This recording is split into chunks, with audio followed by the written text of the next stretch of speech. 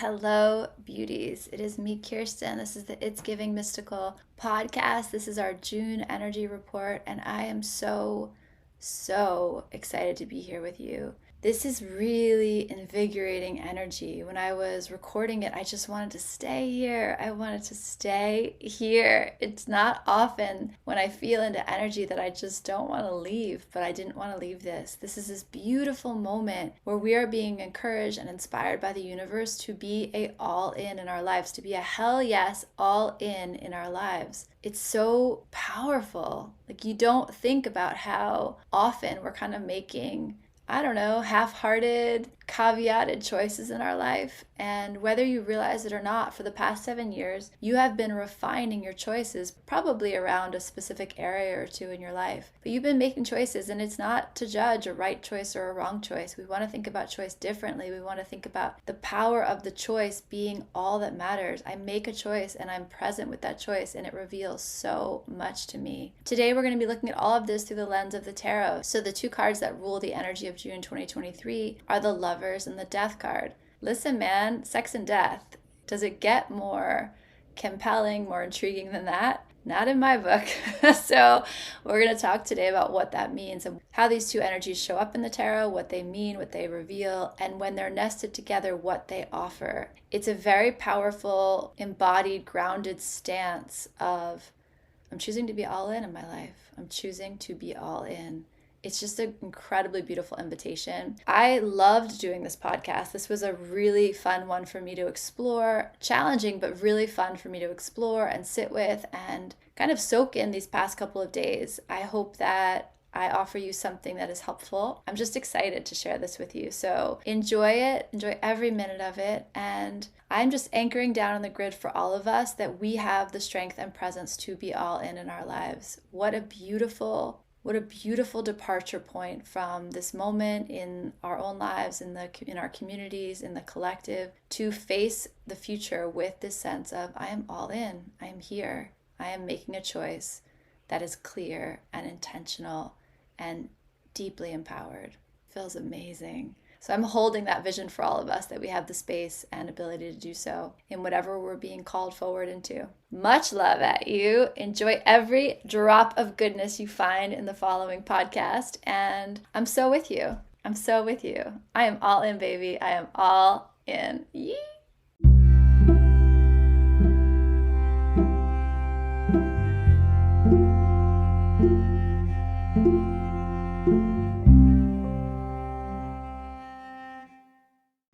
Hello, lovers. Welcome to June. Welcome to the June energy report on It's Giving Mystical. It's me, Kirsten. I am here with you today, and I can't wait to dive into the energy I'm feeling around this month. It is profoundly powerful energy, molto forte. It just feels so strong and so grounded and so decisive, which is so interesting because Gemini season June, they have this reputation for being soft, right? Gemini all over the place and of two minds and experimentation and flirtation, and June, the beginning of the summer where we are, and just this feeling of possibility and hot girl summer and what's going to happen and romance, the end of school. Like, there's just all these good giggly vibes to it. But the energy this month is a little bit different. It's a slightly different take on that. We have the 6 energy of June, which in tarot 6 is beautiful positive energy aligned with Venus, this energy of beauty and harmony and art and togetherness. Like, it feels good to be alive and it feels good to be in community. That is the energy of 6. The Lovers card in the Major Arcana is such an interesting place. It's actually hard for me to talk about the Lovers card because there's so many ways in and so many aspects that matter about the energy. It is just a really rich place for exploration, a really rich place for feeling and somatic work. There's so much going on. And partially there's so much going on because in the tarot, number 6 is the beginning of the other. It's when the other drops into the picture. The first 6 cards before this, so starting at 0 with the Fool, the Magician, the High Priestess, the Empress, the Emperor, the Hierophant. All of those cards are dealing with our relationship to life. Like, what are the energies and feelings and components of the lived experience. And the lovers is the first time that the other gets placed in the scene. That can't be understated, right? That can sound like, oh, the other, great relationships. But no, like, take a step back. What would your life be without the other? Who are you without the other? How do you define yourself in absence of the other? If we truly lived in a vacuum without connection, without relationship, we wouldn't be here. We wouldn't be here. A huge part of the journey in our humaning and our earthly manifestation is the other. And part of what's happening, if you imagine that we all come from source energy, we all come from love, is that we choose to incarnate as a singular being, and we choose to forget that we are more than that. And that's the game. That's the whole game.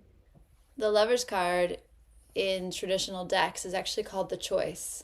And so much, like, think about what that says, the choice. There's so much in here about just the nature of duality, right? Just the nature of me and you and black and white and good and bad, self and other. They say that it was called the choice because in the old trajectories of the narrative of the human experience that was the major arcana, they said the only thing that could launch you from your childhood was your sexual desire. The only thing that could interest you enough and drive you enough and motivate you and excite you enough was your sexual impulse, was your desire to get close to the other, that fundamental drive to feel someone close, to see and be seen, to feel the physicality of another human being. Sex obviously gets dropped into this. Sex as a rehearsal. So like sex as a rehearsal for the ultimate union. Whether we're conscious of it or not, there's some part of us that aches for returning to source, that aches for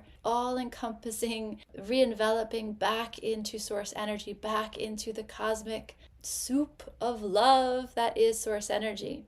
I had an incredible dream many, many years ago where I hugged Jesus. He was so hot. I hugged Jesus and I felt this like feeling of a love that was undescribable and incomprehensible. And the thing I loved most in this world, the things my children, like the things that were most important to me, that most filled my body with love, were like the palest comparison. We're like a shadow of a shadow of a shadow of this all-encompassing feeling of I have returned. We're practicing that in sex. It is this primal movement of our willpower, our self, our center up into the heart space. It's that primordial movement of the ascension of that energy from our solar plexus to our heart space. It is the rehearsal of returning to source as I return to connection in another human being. They call in French, right, le petit mort, that little death. It's this practice, this rehearsal, which is going to be even more interesting in June. Just that concept, I bring that up because the other energy, the other card working with in June is death. Because 7 and 6 together is 13. Unlucky, lucky, you tell me what you think. But the number 13 in the tarot is the death card. You layer lovers and death together, and it becomes an invitation from the universe to be all in. What do I mean by that? Why do I say that? The Lover's card, if we were doing a reading, right, we were pulling cards and we looked at the Lover's card. Well, the Lover's card feels really sexy and very like Adam and Eve and we're in the Garden of Eden and like it feels good and let's connect and let's be bad together. The energy is much bigger than that. And when the Lover's card comes up, the question is less so about relationships, although that can be part of it, and more about what are the choices you are making? What is the choice you are making that brings you closer to yourself, often through the other, often through the experience of what you are not. We can get caught up in the idea of the choice, like there's a good choice or a bad choice, but the choice is the thing. When the Lovers comes up, it's not about choosing right or wrong, choosing good or bad, choosing self or other. It's about making a choice and committing to it. My mom used to always say that. I think that she said it. I attribute it to her. And I say it to my own kids all the time. It's just choice by choice. You live a life choice by choice. You live a life, big moments, small moments, in what you choose to do. Because what you choose to do reveals what you value.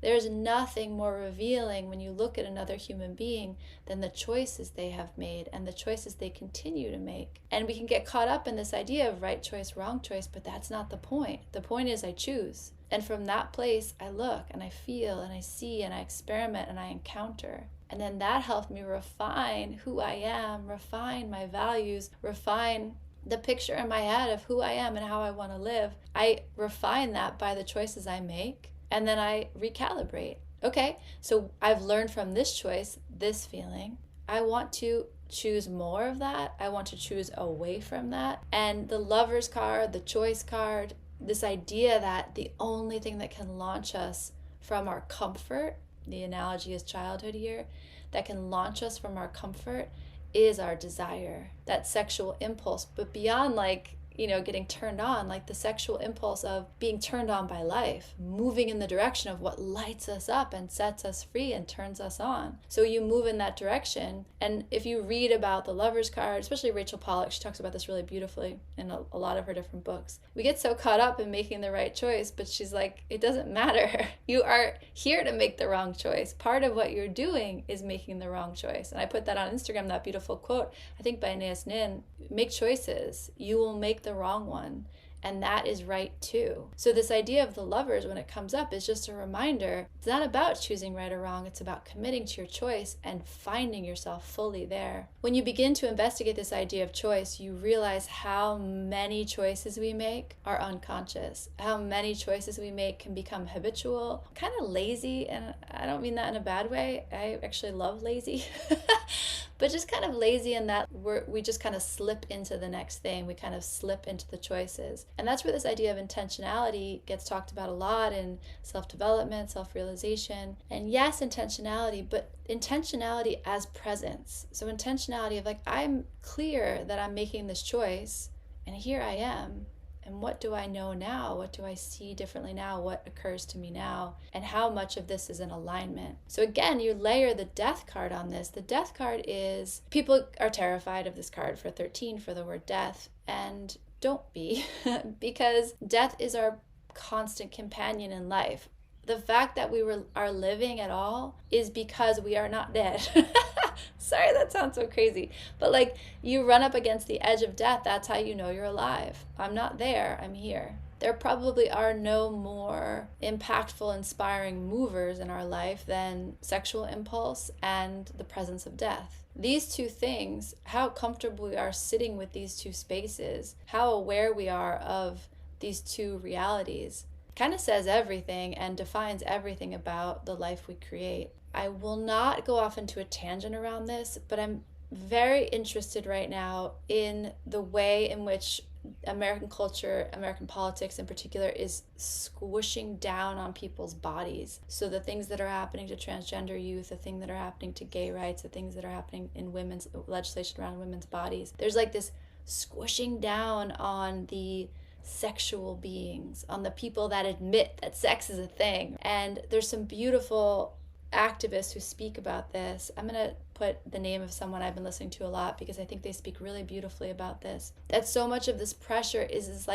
push down on the collective shame we have around our sexuality. What if we weren't ashamed? What if we held our sexuality as something beautiful and primal and real? Things don't go away. Our fear of death, our fear or shame or confusion or impulses around sexuality, we can push them down. We can suppress them, put them into shadow, push them away, separate ourselves from them, compartmentalize ourselves from them. They don't go away. There's so much potent energy in that. And then I want you to imagine that you layer on top of that all of the repressive energy, all of the energy pretending that they don't exist. That's another huge layer of energy. So now you have this huge repository of energy sitting closeted away, shoved away. That's a ton of energy, right? That's all this primal sexual impulse, huge, wrapped around all the energy it takes to pretend that's not true or pretend that doesn't exist, huge. And then zoom out and look at all of humanity and all of the ways we're doing that,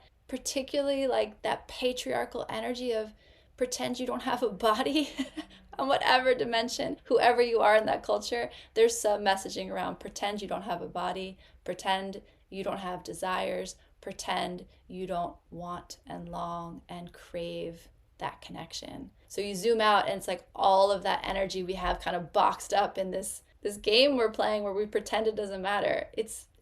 I have to laugh at it because it's so ludicrous. And in similar ways, we do the same thing with death. We are not guaranteed your next breath. You are not guaranteed tomorrow. You are not guaranteed 100 years on this earth healthy and well. Are you living with the gratitude and appreciation for what you have right now? Are you aware of how close we ride with death our whole lives? Another huge amount of energy pretending that that's not true, or ignoring the reality of that. If you've ever been sick, right? Or you've ever watched someone you love be sick, the gratitude on the other side of that, when you come through with health, or when you can feel someone else's suffering and feel in your own body that you're not undergoing that, the gratitude that comes is, damn, I am so lucky to be alive. I am so lucky for this breath. I am so lucky for this moment. That's huge. If you could live more of your breaths in that feeling state, in that stance, in that awareness, life would feel very different. And the idea that there is wasted time would fall away. Again, like when I say that the energy of June is molto forte, I'm probably saying that wrong, but it feels really good. That's what I mean. There's this incredibly strong awareness around these kind of primal impulses of what it means to, damn, you're lucky to be alive right now. I don't care where you are, how you are. If you are listening to me, if we are sharing podcast airtime together, there is some spaciousness and ease in your life. And how much are you aware of that? How much are you living in that? The Lover's card and the Death card overlaying each other is this beautiful, beautiful moment. It's this beautiful moment where the two energies that are most alive are choose, and then the universal support around that. Everything you don't choose, I will pull away. That's where the Death energy comes in, this transformative energy. And I touched on it before, and I got called off into it wherever I go. But the Death energy of the tarot is this energy of transformation. And I say that it's not just about kind of the final death, the way that sex is not about the final union. It is a rehearsal for. So the Death card is this: how much are you willing to be with the fact that life is change, that our existence is one of perpetual, constant change? How comfortable are you with that? How in flow with that are you? And transformations are happening all of the time. But what I'll call to our attention here is that the last 7 years, so again, you want to think about the tarot as these cycles that you're living. And the major arcana cycle, that 0 through 21, is pretty much like a complete cycle. We would say it's a total cycle in the tarot. 7 years ago, we entered that full energy. So wherever you were 7 years ago, in many ways, you have been preparing for the choice that shows up in June 2023. Again, that's powerful, powerful stuff. This arrival, this place that you have been making choices and making adjustments and learning about who you are and what you want through those choices for these past 7 years. And you kind of arrive at this moment. And the reason this moment is so powerful and so beautiful is because this moment is saying to you, choose your lane, and choose your lane with clarity and appreciation and enthusiasm for all that you've learned and all that you are and all that you hope to be. And the Death energy surrounding that is just this incredible universal source support of, we see you, we see what you have walked through, what you have chosen through these past 7 years, and anything that is not going to serve you, we will pull away. Transformation we can kind of make it sound sexy, right? We can be like, you're the butterfly emerging from the cocoon. But the moment of death is not the moment of liberation. The moment of death is the moment before liberation. So the moment of death is that caterpillar going into the cocoon and turning to mush. That's freaking scary, dude. That takes so much presence and surrender and faith in the fact that this is not all there is, and I am going to trust the universe as it pulls away everything that I've known. And that might be happening on a minor level in your life, or it might be happening on a much more dramatic level in your life. It might be happening in a way you can recognize outside of you, for your community, for the collective, and it might be happening in really dramatic ways. It's all good. It's all right. I really want you to think about these last 7 years and track backwards and say, where's like the lane? What's the zigzag, the maze that I've walked through? What is the choice I've kind of been refining and making over and over again to get to this place of real strength? And the Death card in this situation just feels like such a yes from the universe. Like, You did it, dude. You have arrived. Oh, I just thought of like Harry Potter when oh, I hate when Cedric Diggory, is that his name, when he dies? That's the worst. But when he gets to the cup, right? It's like he made it to the cup. It's that moment. I guess it's appropriate. Sorry, Cedric. But when he dies away, it changes everything. The world is not the same after that. And in those books, those movies, like the world's not the same. It's similar here. The world is not the same. That's good. Like that's kind of on some level, whether you realize it or not, what you've been praying for, what you've been choosing towards. You've been choosing. In some situations you might be like, I did a good job. In some places you might be like, oh, what was I thinking?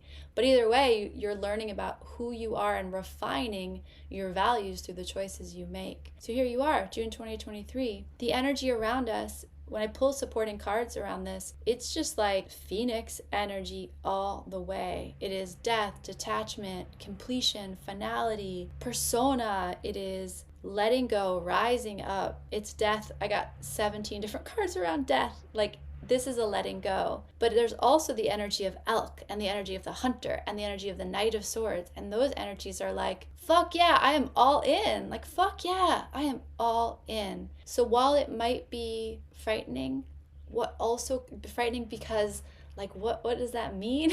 What are you saying, Kirsten? What I'll say to you is it's like it feels like this mighty oak tree, like with these deep, wide roots that stands at the crossroads, or like an Ent in Lord of the Rings, right? Like stands at the crossroads and says, feel me, like feel who I am at the end of this 7 years, at this midpoint on the cycle, because we are in, it's a whole other conversation, but we're at this midpoint, this very important cycle in the major arcana. Feel me, like feel the strength of who I am, feel the clarity of what I have walked through, feel the way that I have dropped anything that is not coming with me in this next place, is not crossing the gateway with me. The strength and the groundedness, it has a kind of a buffalo quality to it, of feeling the earth beneath me and feeling the sky above me and standing firm in that. So it's just really cool energy. And when I say I'm saying it wrong for the third time. When I say molto forte, it's like strength on strength, like much strength on much strength on much strength. And at the same time, we're in this changeable, mutable moment. So what could that mean? And I draw back to what the card we pulled, maybe it was 2 weeks ago now, the Three of Pentacles. I would also track back into that point in May when you had this kind of awakening around a new felt experience of what is possible in the world. I was speaking to a teacher yesterday, and we were feeling into this transition I'm in personally in my own life. And he was like, it's foggy, it's mysterious for a reason, but it feels really, really good because I'm really excited for you. It feels amazing. And it's exactly the way I felt. And so what I offer you is, without knowing exactly what's ahead of you, knowing that you know enough to choose the path. And then the last thing I'll say about this is the request, the invitation, the opportunity, the medicine here is, are you ready to be all in? Can you make this choice all in? Can you trust yourself? Can you trust this moment? Can you trust the work you've done to arrive here? And say, I am all in. And what that requires is two things. It requires this sense of what I said before about kind of lazy choices. Lazy choices meaning choices that are leaky. Choices you make because someone else might want that, or because it's easier than saying what you really want. Just kind of check that. It comes back to that April energy of what is mine. Just kind of check in with your energy. Track what we've done together these past couple months. Like, you pulled back your energy to what is my domain. So do that again. Just kind of check back in. Am I anywhere leaky? Have I come back? And then in May, so much did get turned around, and your job was to kind of let these last conclusive healing points or transitions or alchemies work their way through your system without you being the active party. It's just like letting it, you can kind of feel like just letting it go, letting it go, letting it go. I'm going to stay with what I am clearly in devotion to. I'm going to stay with what is sacred to me, and I'm going to nurture that. So now you arrive at this crossroads that is June, and you know what is next. And I would say that, again, if you're listening to me, you know what that means. You know what this means. And so you stand here in this place of deep strength, like really consolidated, strong power, and you say, I want to be all in. You have to be aware of the lazy choices and stop making them. I know it sounds very firm and unlike me to say that, but like, stop. Stop doing it. have a lot of compassion around that. So it's not like a stop, like bad girl. It's like, I'm thinking of like a breakfast choice. Try to eat healthy, try to eat protein, right? Try to get my lemon water in the morning. And then there are days when I want to just roll into my oat milk cappuccino, and I want to roll into a delicious ham and cheese croissant from Le Petit Chef. That's not a lazy choice. That is me feeling into what my body wants and the pleasure around that, and fucking living my life, feeling good in this moment, finding the joy and the pleasure of delicious, delicious food. That's not a lazy choice. A lazy choice might be rushing through and then eating something that doesn't even taste that good, and it's not that good for me, right? I know better. My days should be paced better so that I can take exquisite care of myself. So it's not like lazy in a bad way. It's like, I don't want to do that anymore. I want to be really intentional and peaceful and nurturing to my body in all the dimensions. That's just like a silly example, but you hear me? Like, you hear me in terms of like, stop making lazy choices. Consolidate your energy and be clear in exactly who you are and how you want to be. And then the other important part is no more back doors. We make choices, but we make choices with all these like caveats and all these contingency plans in our back, in the back of our head. I'm all in, and if it doesn't work out, I got all these other plans. Don't do that either. That's kind of what the invitation of June is. What would it feel like to be so grounded and present and filled with self-belief, self-faith, self-love, that as you turn to this next chapter and you allow death to kind of transform and work through anything that needs to be left behind, and you turn and face it, and you are so excited about it, so there for it, that you don't need any back doors. You don't need any contingency plans. You don't need any escape hatches. I want this life so clearly and so fully that I don't need to pretend otherwise. I don't need to, I don't need a plan B, because I trust myself, like I said a few minutes ago, that the choice I make is just the choice I make. And it's not a good choice and it's not a bad choice. It's just the choice. How present am I in the choice? And then from that place, how present am I with what that choice reveals to me about my own heart and life, reveals to me about the people I surround myself with, reveals to me about my community, reveals to me about my place in the world, reveals to me about the kind of person I want to be. Like, you just see how this like choice like echoes out in these layers, and there's so much to investigate in every choice. Okay, cool. And then I choose again. It's a really beautiful choose your own adventure. But whatever you choose it fully, choose it clearly. That is the invitation this month. It's really interesting, and it feels really good, and it feels a little intimidating, but it also feels like, hell yes, I am all in. What a brilliant thing to say to yourself, for your higher self to send that through of, I believe in you, and I trust you, and I love you, and let's do this.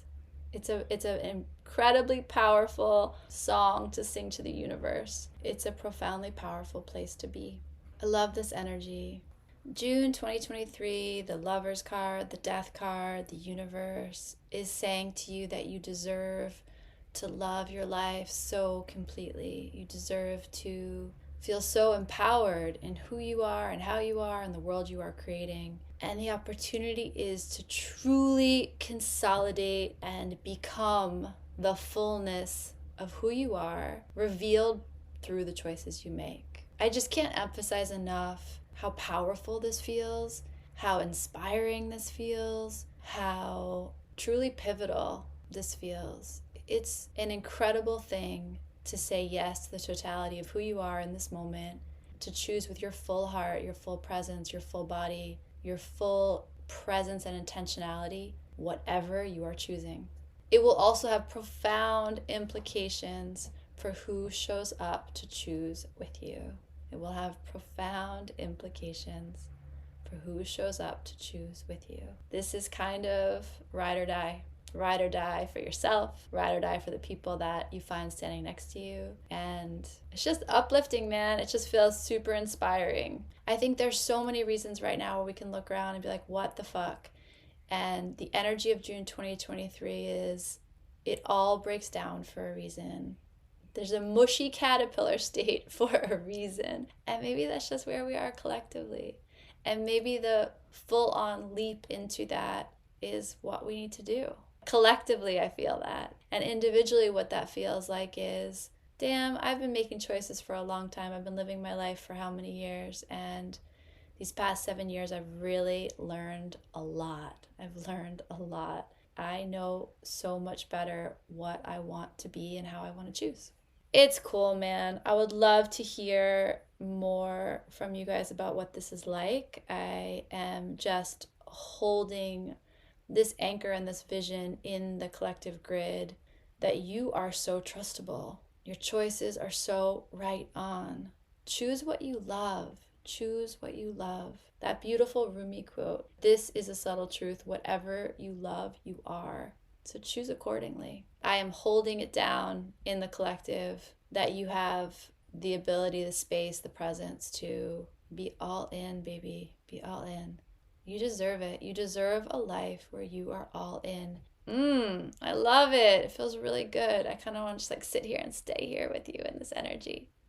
Closing your eyes and getting clear about where you are already all in, allowing that possibility to expand. I will pull a card for every sign. Stay tuned. I'll be back in uno momento. Ciao. So let's take all of that goodness and power and take it to the individual signs. I pulled a card for each sign. You can use it for your sun, your moon, your rising, your Venus. You can cross listen, whatever you're called to do. You can also just listen to all of the messages. I deeply believe what you need to hear will come through to you. Let's start where we are with Gemini. Okay, Gemini, did you have this last month? Someone had the Five of Cups last month. Difficult energy. Fives are a challenge and freedom and conflict and liberation. The Five of Cups is the card of grief. It's difficult. The two things to keep in mind are that grief takes the time it takes. Grief takes the time it takes. There is no clock or calendar or 8 miles till exit. It's just you're in it as long as you're in it, and it can be so frustrating and it changes shape. It's one of the things about grief that's so beautiful is it dismantles you and you are left with your tender heart, especially if you're sitting with it, if you're staying with it. Recognize that whatever you're grieving, whatever transition is happening in your life, it takes the time it takes and it will not last forever. That's like the second key point. It does constantly change shape and eventually soften into wisdom and into humility and into presence and gratitude. The Five of Cups always marks there's 3 cups spilled and there's 2 cups standing behind the figure. And so when you're ready, which I imagine you'll be ready sooner than you think, this is your solar return, your new year. Allow any last lingering feelings of grief or sadness or loss or ending to be with you. Just soften around it and be with it. And I promise you, when the time is right, you will turn and you will see the 2 of Cups, the possibility left, the life still to live. 2 of Cups is the card of union and connection and sharing your love. It is the minor arcana version of the Lovers. Know that in equal measure, the grief you are feeling will turn to new life and new love and new vitality. And my heart's with you because it's a hard energy to be with. Cancer, 3 of Pentacles. That's the card we pulled for us last week. It just says to me that your manifestation is on point and that whatever your hands are working on, it matters. You're building something really beautiful. And not only that, but the universe is building with you an example of just how powerful your heart's desire is, how powerful your manifesting will and desire is. The 3 of Pentacles is a card of collaboration. It is a card of letting people do what they're good at. We don't need to do all the jobs. We all come here with talents and skills and purpose and gifts.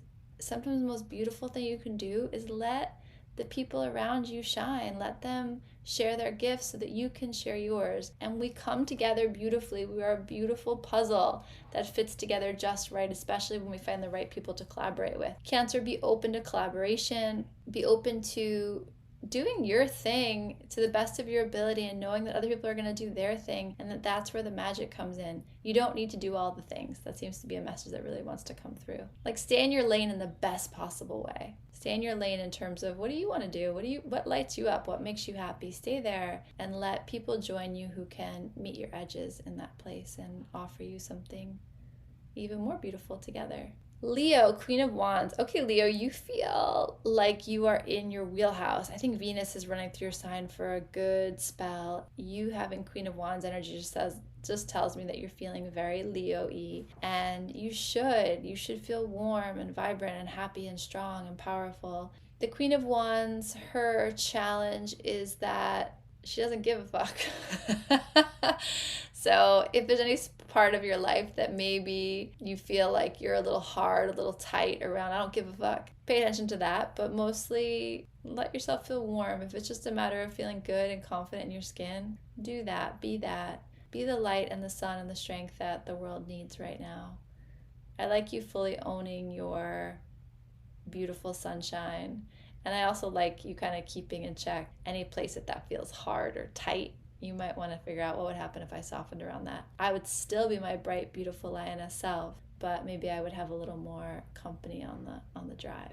Virgo, the high priestess. Oh, your energy just washed over me, Virgo. You feel very quiet this month and very, very in tune with your intuition, with spirit, with source. Your oracle is very, very active right now, and it feels beautiful and calm and quiet. I feel this very strong desire to protect your space and a very strong desire to build a temple around you and really make sure that you're protected. This feels very important and very vulnerable and very subtle, and so these messages might be coming in a way that you just need a little bit of quiet to hear it. You need space. People who love you are going to want to protect that. Let them. Let yourself be the one who is protected right now so that you can kind of be quiet and listen to what's happening. Beautiful energy, but there's a part of me that just feels fiercely protective of you. So if you need a little extra holding or protection, please ask for it. The world, your people that love you will naturally be called to want to do that. Libra, Wheel of Fortune. Okay, Libra, changing circumstance, karma. The wheel is always turning in your favor. Let the wheel turn in June. That's interesting. It's going to be a little bit tricky with what I was saying, like being all in, except that there are going to be places where you are crystal clear.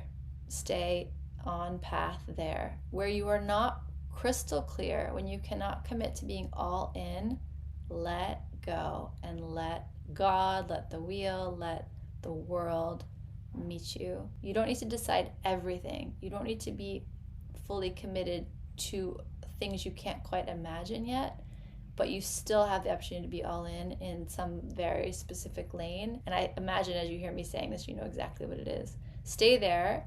Let the other things fill in. There's a lot of support for you. The Death card is a lot of support in pulling away what doesn't work. The Wheel of Fortune is a lot of support in refilling in the lines where they've gotten washed away by the Death card. Scorpio, Ace of Cups. You little lover, fall in love this month. That feels really nice. I'll take that, Scorpio. Yeah, the Ace of Cups is an abundance of love. Like, my cup runneth over. Aces are always a gift from source, from God, from love, from the universe, and they're precious. They're just the beginning. They're just the seedling. And the Ace of Cups is your heart expands and opens and surrenders in a new way. And that feels really, really good. And we often associate that with a person or falling in love with a place or a person or a thing or anything, or your work or a million other things. But the beautiful idea is that your heart has taken a bigger shape than it's ever known before. And that feels amazing. So, that feels so good. Just open your heart to this. Open your heart to the world loving you and allowing you new opportunities to fall in love. That feels good. Keep me posted. I'll let you guys know what happens. I want to fall in love this month. And then Sagittarius, King of Swords, Sagittarius. King of Swords traditionally brings clarity and precision and compassion. Something about the way it's showing up in your space, Sagittarius, is saying to me that you might need more of the compassion dynamic around that. Are you being too harsh with yourself? I don't know why that's coming through, but that's what's coming through. The Queen of Swords is very harsh, black and white. There's one way, there's right, wrong, good, bad, black, white. The king softens that stance. His sword kind of tilts to the right, where he says, like, you know what?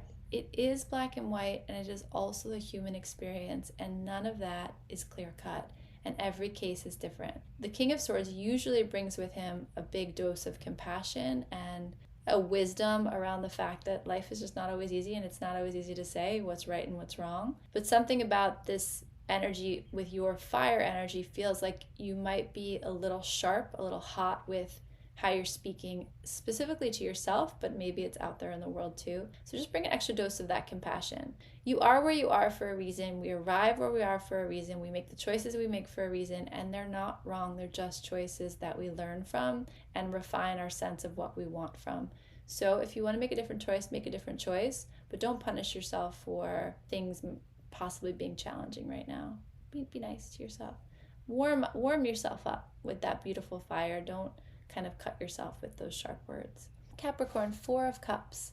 Okay, Capricorn. So 4 of Cups is kind of aligned with what we were saying earlier this month with, or actually in May, with sometimes we are so focused on what we want, so focused on what we've known to equate to happiness and fulfillment that we don't notice the new way being offered to us.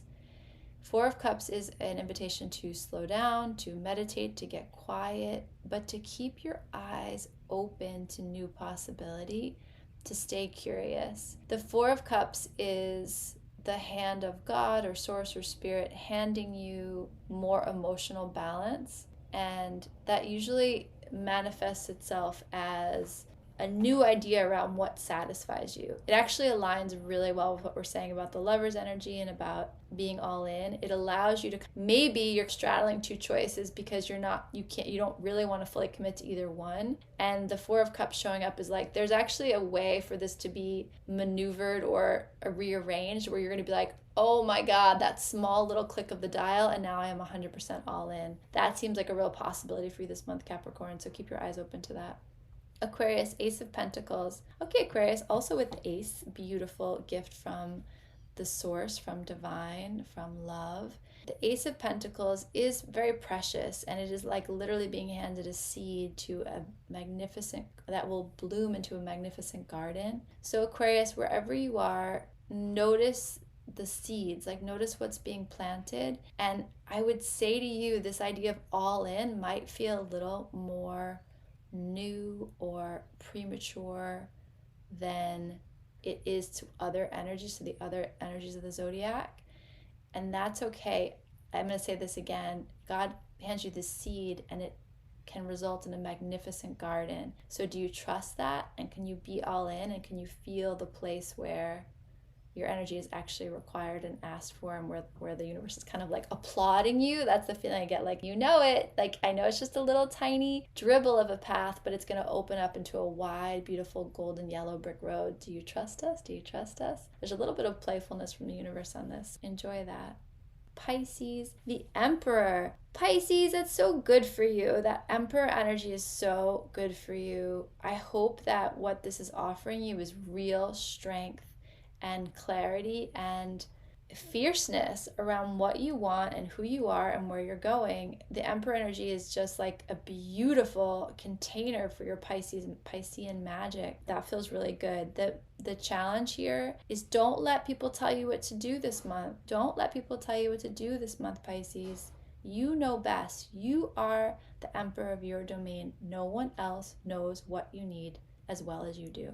So trust yourself. Be aware of people being like, I'll tell you what to do. And you'd be like, shh, I don't need that right now, but thanks so much. Aries, the sun. The sun is beautiful. You just look lit up. Life feels good. This path, this idea of choosing all in, feels really effortless. Maybe it's just that Aries energy of like, of course it's going to be okay. I know exactly what I'm doing. That feels at full tilt in the most positive, beautiful way. Enjoy June, Aries. It feels really, really good. There's this new path opening for you is just going to feel right on. So congratulations and enjoy that. And then Taurus, 3 of Cups. Lovely. 3 of Cups is celebration and harvest and accomplishment.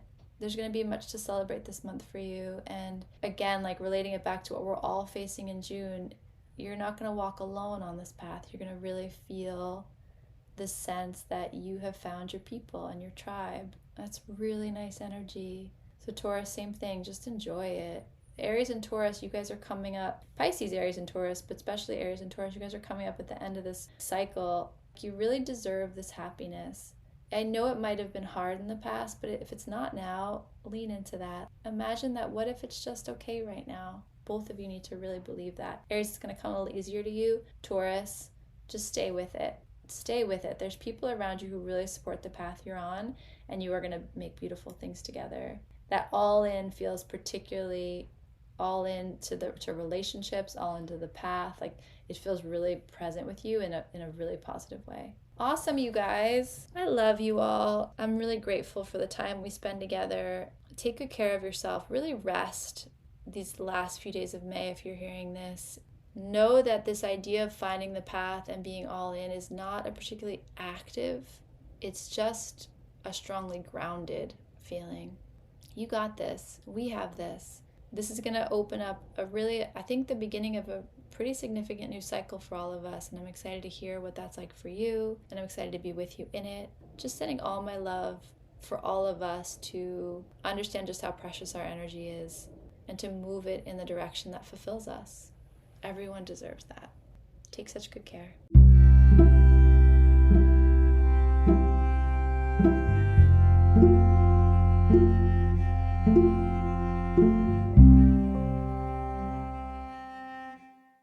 It's giving everything is sacred. It's giving art. It's giving light you up and turn you on and set you free. It's giving curiosity. It's giving freedom. It's giving love. It's giving you are more magical and powerful than you can comprehend. It's giving, I don't know what's happening, but I am so here for it. It's giving you our pure potential. It's giving mystical.